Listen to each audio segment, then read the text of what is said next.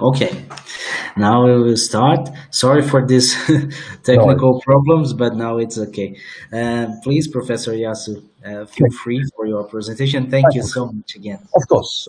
Yeah, I feel very honored to give a talk here, and a big congratulations for the launch of the first recovery college in South America, and that gives us, new cultural group to explore. So very excited to be part of this. And then, as Mario kindly introduced, I'm going to talk about culture and recovery colleges, and research findings and applications to Brazil. If you could, and then oh yeah, and then Elso Yasu and Boa Dalji. Uh, yeah, I'm from Japan, and yeah, we have so many Brazilian students coming to our school, and many of us go to Brazil kind of thing. So we learn Brazil, we learn Portuguese a little bit. And yeah, anyway, if you could move on to next slide. So yeah, through Recollect, we've done many cross-cultural global studies, and I'm going to talk about those 7 studies that's been completed, and also can talk about study 8 that's currently ongoing. Mario, if you could go to the next slide. So first one, as Mike introduced, that we identified over 200 recovery colleges in 28 countries. So yeah, this is the very first time to find out, how many exactly recovery colleges exist in how many countries, and then we assess the recovery colleges in those countries, including fidelity. And then about fidelity score, we found that recovery colleges in Western countries tend to have higher fidelity scores. So our findings stop there. I joined the team around that time, and then so I mean slightly before this completion study, and then saw the data. And from my cross-cultural view, I was already very confident that culture may uh, have key role in this difference. If you could move to next slide. So we looked at fidelity scores of recovery crises around the world to see if those fidelity scores are associated with cultural metrics. And we use Hofstede's 6 cultural dimensions, and then see that if there is any significant associations between culture and fidelity. And then we found that the 4 cultural characteristics are linked to fidelity scores, and those are individualism, means that individual needs are prioritized over groups' needs. And indulgence is more about enjoyment oriented value. So, for example, like practical view that I use in visiting many countries is that if you go to a city and then see that if people are kissing in public, indulgent culture, you see many people kissing in public. On the other hand, the other side of indulgence culture is restraint culture, which values impulse control. So taking control of impulse, or taking control of your individual emotion, is regarded as a sign of maturity in those societies. For example, Japan is one of those restrained cultures. Indulgence means that enjoyment, gratification of that is relatively accepted. And uncertainty acceptance means that when you are in unknown situation, unknown situation, you are accepted. It's accepted to play by ear.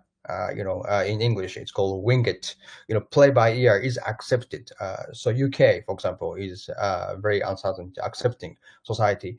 On the other hand, the other side is uncertainty avoidant culture, where rules are very important. So when you are in a known situation, you have to have rules set up first before you wing it. That kind of cultural values. Countries like Japan or Germany have very high level of uncertainty avoidance, means that the low uncertainty acceptance. And then last one that's associated with high fidelity score is short-term orientation. Means that you want results now kind of approach in as opposed to long-term orientation. So, short-term orientation culture is often described as spending culture, as opposed to long-term orientation culture, it's saving culture. So in long-term oriented society, you kind of suffer now for future good kind of thinking. On the other hand, short-term orientation culture is now we adjust now kind of difference. So those four values, those four cultural characteristics are associated with high fidelity scores using the current tool of recovery recollect fidelity measure. That's what we found here. Next slide, please. And then if you think about high individualism, high indulgence, and high uncertainty acceptance, and high short-term orientation, which countries we can find in with these values? America, UK, Australia, Canada, Sweden. And these countries, for example, UK now have 88 recovery colleges. It's the most biggest number of 28 countries, now 31 countries. And Australia and Canada are second and third most recovery college implemented countries. So this can tell somewhat that countries' values, countries' culture can also inform that good fidelity score and also implementation as well. And then those countries are relatively known to be more Protestant values as opposed to Catholic countries. So, for example, like in countries like Spain or Italy, the implementation hasn't progressed yet. So that may tell something about the values in recovery colleges and how it's expressed, and also culture characteristics. Next slide, please.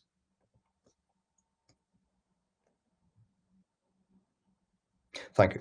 So when I teach culture to people, sometimes I describe culture as a wind. Wind in, for example, a football game, as we are in Brazil now. So yeah, a football game, right? So if your wind is coming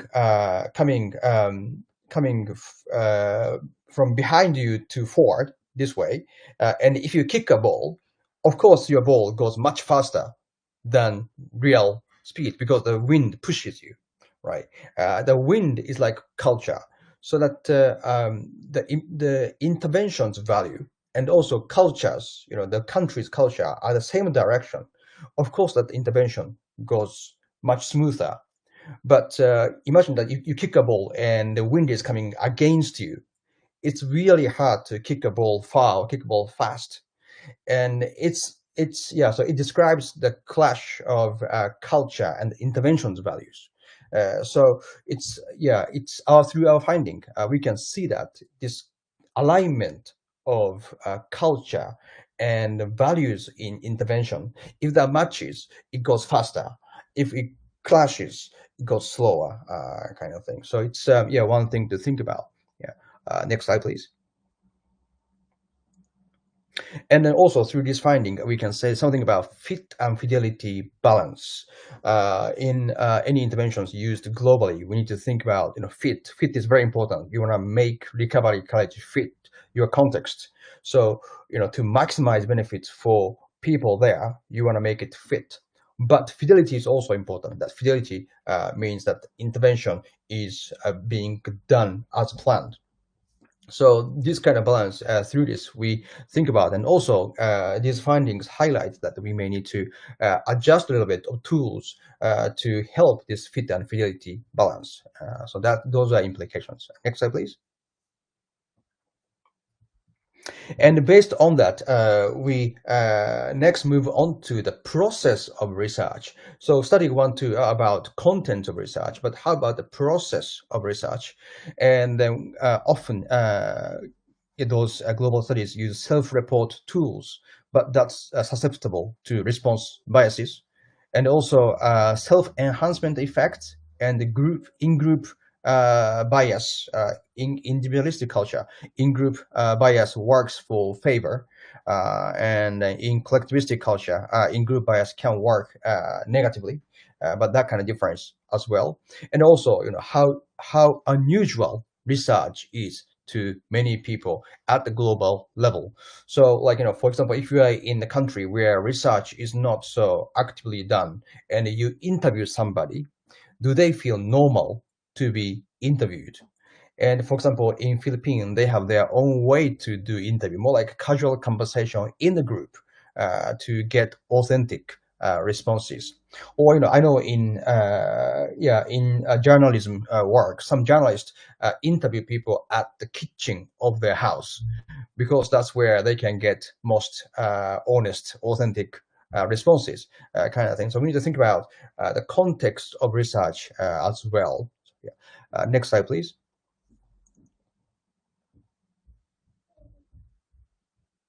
And then, yeah, this is what Mike introduced earlier about item level cultural analysis. So, study two, we found that the general fidelity score is associated with some cultural characteristics. But this study, we looked at more detailed way, looking at each item of fidelity measure to see which item is culturally impacted. And then, yeah, 7 items out of 12 were linked to cultural characteristics.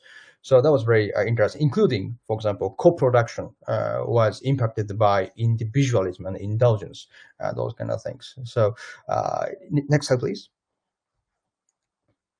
This is a kind of easy summary of our findings. As you can see that learning and co-production, those are key aspects, are culturally impacted. So this may suggest, for example, the wording used in the fidelity measure may need to change a little bit to more culturally inclusive, or we are very curious to find out those countries, how they adapt, how they change their operation to meet those values. Next slide, please. So 7 items were hard to score high by recovery cultures in certain cultures. So this means that, yeah, as I said, the concept or wording may need more clarification or more adjustment to different context. For example, positive energy, the words used in positive energy in commitment to recovery is one item in recovery fidelity score. It's hard to meet in restraint culture because restraint culture it's more about kind of restraining their emotions or needs. Or another example is that students have responsibility for their learning, and this word responsibility may have different connotations in different culture. For example, in Japan, responsibility is used rather negatively, that you need to perform your responsibility. And that's why prime ministers of Japan often change because people say, "How about your responsibility?" Kind of thing. But in this context of scale, responsibility is used as part of empowerment. You have responsibility, more like positive tone. So there's definitely cultural difference to it. Next slide, please.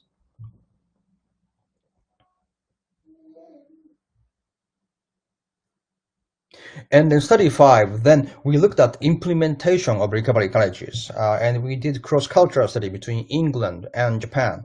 We looked at advertisement texts of recovery colleges. So how recovery colleges are introduced to the public in Japan and in England, and looked at similarities and differences. This idea I came from, for example, TV commercial of Prius. Toyota's hybrid car is advertised very differently in Japan and in America. In America, they use Leonardo DiCaprio and the driving Prius kind of prestige kind of thing. But in Japan, Prius drives through forest. Be with nature, be with eco awareness. I think so. It advertised very differently. So I wonder how recovery cultures are introduced in two different cultures. And then, what we found is that lived experience of mental health was commonly highlighted in the text of both countries. But the difference was that, for example, in England, recovery colleges are a place to learn self-management, self-management. While in Japan, recovery colleges are introduced as a place to learn together. Very different. So those differences we found. Next slide, please.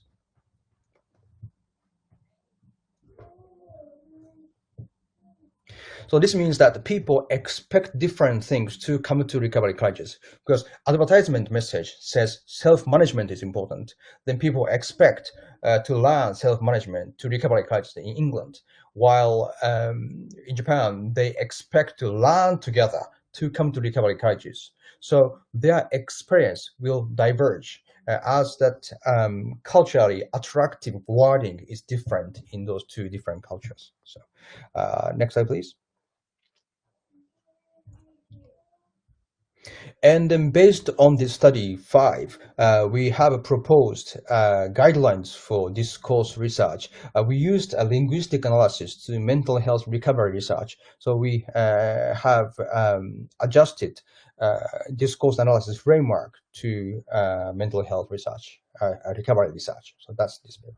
Next slide, please. And then this is now still a preprint, but same analysis we applied to Dutch Recovery College texts by comparing those three countries, Netherlands and Japan and UK, England. And we can highlight Dutch cultural characteristics of quality of life orientation. And then what we found is that recovery in Dutch text was described as part of daily life. That was very strongly emphasized in Dutch texts, in advertisement text. So, next slide, please.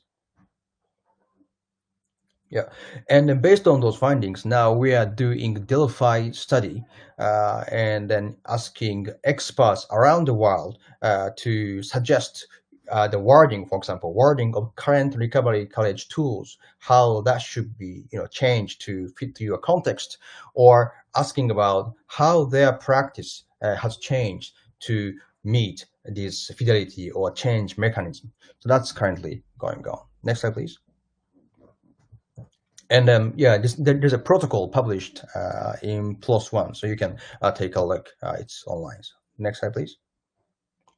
And the future direction, this is an animation, but through this, we are creating this cultural distance index, means that how different each cultures are in terms of mental health recovery. And the next item is cultural compass. This XY graph is a cultural compass. So this will inform how culture needs to be adjusted so it's more like, a distance index shows distance, and the compass shows what kind of specific change culturally recovery crisis in one country need to make. Next slide, please. And applications to Brazil and Brazilian culture using Hofstadter's metrics, for example, is that collectivism with relatively high indulgence. Those numbers are from Hofstadter's data from 2013. Individualism is, so it's collectivistic more towards 38 is not so high. So difference, maybe this collectivism individualist aspect, the change is needed. And then Brazilian or Latin American culture in general is labeled as expressive collectivism, and means that they create group cohesion through expression such as arts or those kind of things. So, for example, I found this Programa de Volta para Casa is that like a theatrical music approach for mental health. That kind of thing is very unique. I like bossa nova and Chegazi Sautaji is like Sautaji is sad thing, but in the music they make it kind of feeling good effects. So it's very unique. It's very strength of Brazilian context, and also this Gentilho Brasileiro is that the Brazilian way of creative solution. So it's very interesting to see that. And for example, that kind of approach may fit well with tailoring students' needs. Is one component, one fidelity item of recovery college. Next slide, please. So, for example, like I have some ideas that may be interesting to global audience. One possibility is that the bringing Brazilian arts for recovery to the UK. I said grant collaboration. So, for example, we could plan something, yeah, grants, and then yeah, co-create art approach to the UK context. For example, theatrical work or musical work that's going on in Brazil, that's very unique, and applying to UK context. And then, in the UK, there are quarter million people from Latin America, and many in London.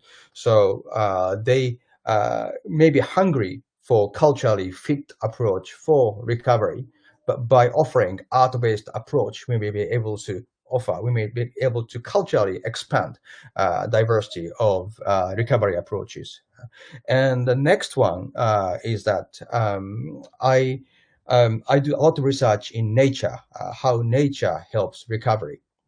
So, using existing recovery colleges around the world, we can conduct some nature contact and then evaluate how culturally people engage with nature is different. Evidence so far says cross-culturally, getting in touch with nature is helpful.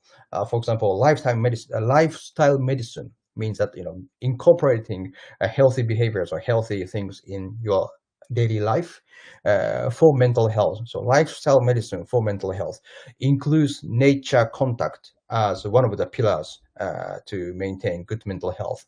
So using that and cross-culturally evaluate difference may be one way to assess. So yeah, if you're interested, let me know. So next slide, please. So obrigado. That's all from me. Thank you for your attention. Thank you, Yasu, for this great presentation. And it was so lovely to hear some things that you made a great effort to search for things from here. It was very nice from you. Thank you so much, and we are very happy.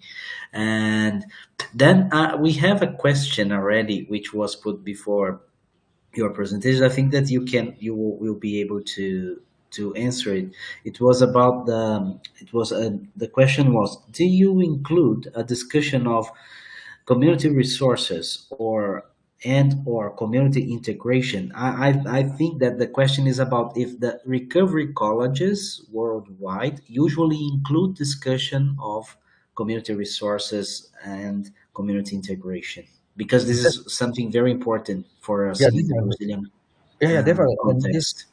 Yeah, thank you for your question, and definitely that it relates to fit aspect, fit fidelity balance or fit aspect, and recovery courage must fit the context, community resources or community integration aspect. So definitely that's yeah included as part, and then that there is analysis of course contents of Japan, and what was interesting is that they compared course contents between Japan and England. And what Japanese list had was understanding differences, which was not listed in the England list. And on the England list, there is a tidying up, or like kind of tidying up the mess or tidying up your room kind of course contents, but not in Japanese list. So my guess from this is that things that has been taught in school over and over may not be listed in recovery courage course. Like tidying up, like in Japanese school we do Yeah. tidying up time after Yeah. and then but we don't learn much about understanding differences because like 98% of people living in Japan share same ethnicity, while in England it's more diverse. But so maybe that's why it's not on the list. But tidying up after a room, maybe they don't have a tidying up time after meal in school. Certainly not from my kids go to school, but they don't have it. So maybe that kind of thing. So I think that shows that the recovery courageous content fit to the community resources. So yeah. Okay. Thank you. And now they told me that they will be making the questions from the microphone. We can hear directly. Then feel free, the people in the audience, please, to make the questions on the microphone.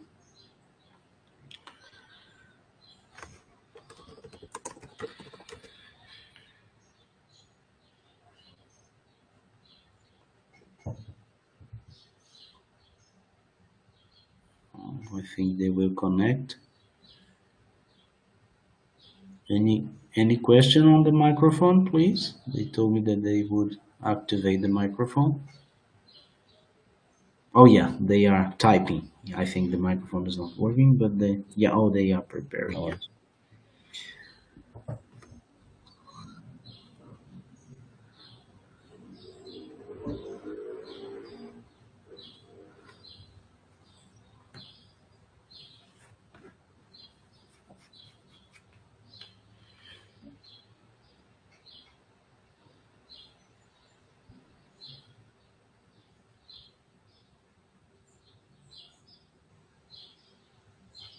they told me that they are on the way with the microphone to make the Okay. question. Okay. No, we cannot hear. Não, não podemos ouvir.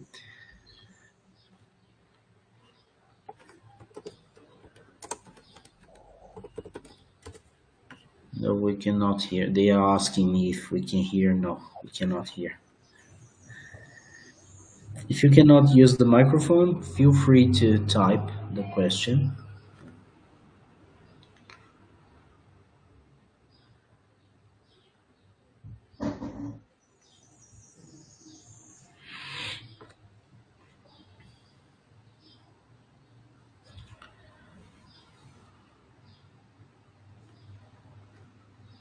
I think they will type.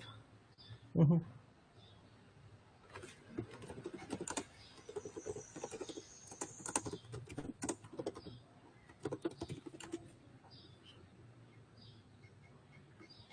Let me ask them to type. Hmm, technical issues, they are common. When we No do worries. it, no, no, yeah, they will. Okay. They are trying to Okay. type. Yeah, they're typing. The technical supporter is typing here. Mm. Okay, they're typing on the chat. Okay.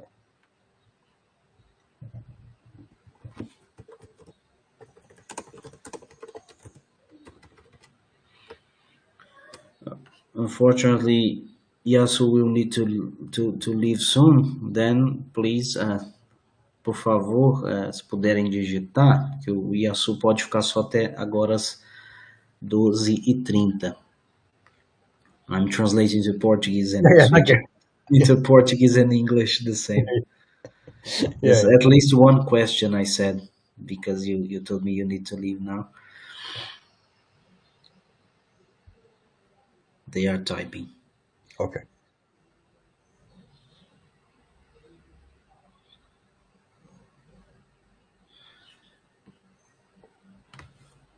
Yeah.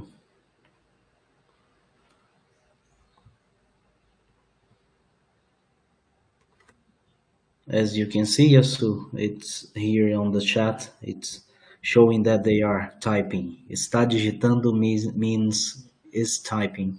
Oh, okay. So digitando is type and then esta is it, something like that. Está digitando. Yes, it So digitando. means someone is typing. Okay. Esta digitando. Yeah. Hmm. Digitando. Digitando. Isso. Yes. É, Oh no, it's working. Yeah. Walter is with the microphone. tá ouvindo aí, Mário? Sim, sim. Feel Pronto. Ô, free to say. Richard, Richard, agora tá funcionando aqui.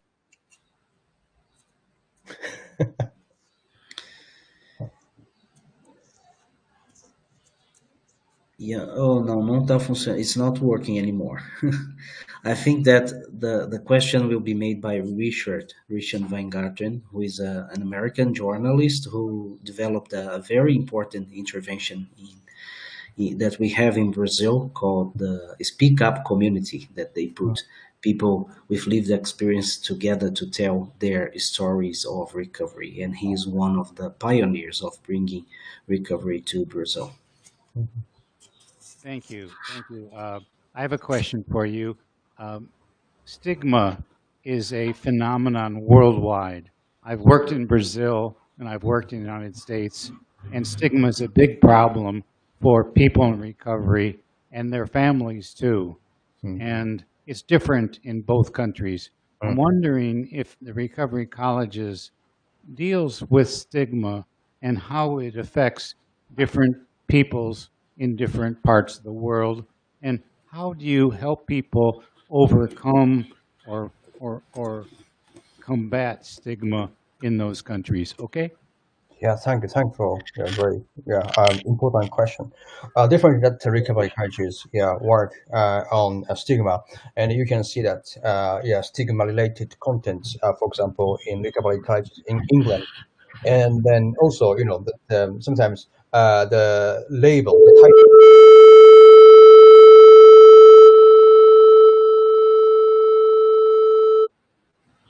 Okay, now it's off.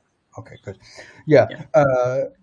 is addressed through increasing understanding of mental health symptoms, or sometimes have narratives of people, first person narratives of people who had mental health issues through that kind of thing, and then putting that as you have cross cultural experience, putting that in cross cultural context, that it's very useful to think about what kind of stigma, and for example, is it internal stigma, or is it reflective stigma, means that it's stigma against stigma for family, or is it self stigma, means that you are worried about your family's mental health issues will stigmatize you, kind of direction. So it's reflective to self stigma. So it's good to think about those differences, and then I've explored this aspect in many different countries, and it tends to be that in the within my research, that people in high individualistic culture tend to have high level of internal stigma, that they see themselves as weak or inadequate because of mental health issues, as opposed to in more collectivistic society, people have tend to have more of a reflective stigma, that, for example, I have depression, then I worried about my family's reputation, or my brother has depression, therefore I worry about my reputation, kind of reflective side. So that can indicate that what kind of understanding we will help may differ across culturally. So in more collectivistic society, that this reflective side of stigma maybe help. So for example, learning as a family of mental health issues may be important, or in the self, more individualistic society, more individualistic understanding of mental health may be the first step towards reducing stigma. So thank you. I mean, that's highly relevant to recovery college and cross-cultural context. So thank you for your important question. Oh, Yasu, thank you so much for giving us this great answer now, and for your presentation, and thank you for extending your time. I know that you have to leave, but and it was great to have you and Mike here with us in this. It was in the celebration, as you said, of this opening ceremony of our Escola de Superação e Cidadania. It's the School of Overcoming and Citizenship, the way we call that, we have chosen to call the recovery colleges in Portuguese, an adapted way. But thank you so much. No, thank you for this opportunity. Okay. Bye bye. Thank you. Muito obrigado, pessoal. Nós vamos agora